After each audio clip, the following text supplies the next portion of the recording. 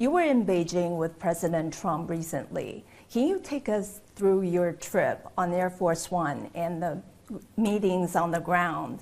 What are some of your biggest takeaways? First of all, it was a great honor to represent the United States, and it was a great honor for me to accompany President Trump. He called me in the morning. He didn't realize I wasn't going, and he insisted that I get on the plane and go. And so I packed up in a hurry. He called me in the morning as he was leaving, and he thought I was in Washington, D.C. to jump on Air Force One, but I was in the West Coast. And so he told me, just, meet me in Alaska. And so I flew to Alaska, jumped on Air Force One, and went to China. I was there with 16, I think, other CEOs, and it represents quite a large collection of great companies, from consumer electronics, of course, to industrials and automotive, and all the way to financials and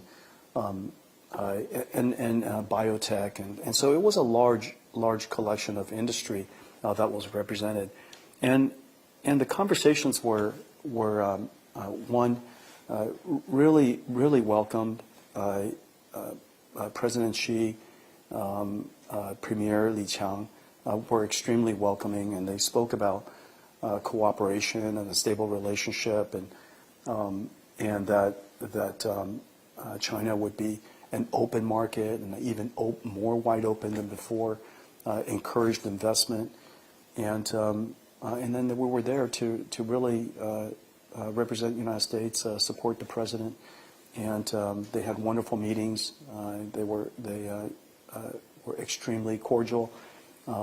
The feelings were great, and the pomp and circumstance and all of the festivities were quite impressive. But that was it. That was basically it. I was there for a couple of days.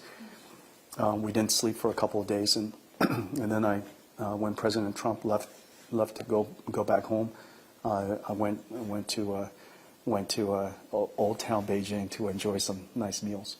How was that? It was great. It was great. Yeah, it was. People were very nice, and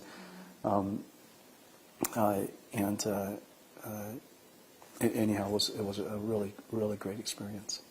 But reports suggest that China hasn't purchased any of the Nvidia's H200 chips, despite U.S.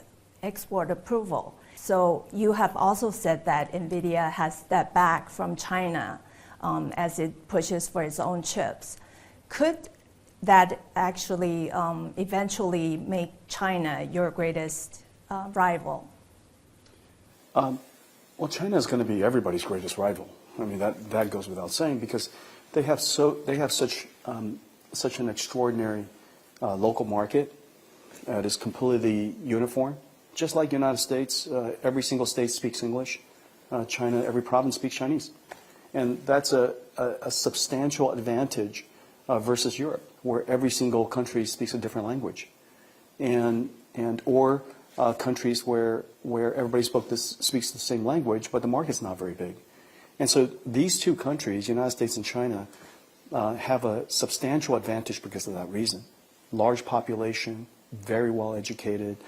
The science, technology, and math of Chinese students is extraordinary, and they produce it at very high volumes, large volumes. Tsinghua universities and many of the other universities are world-class in science and technology today. And so one, you have to recognize the country is large. It has a uniform culture, and they have really treasured and valued science and technology.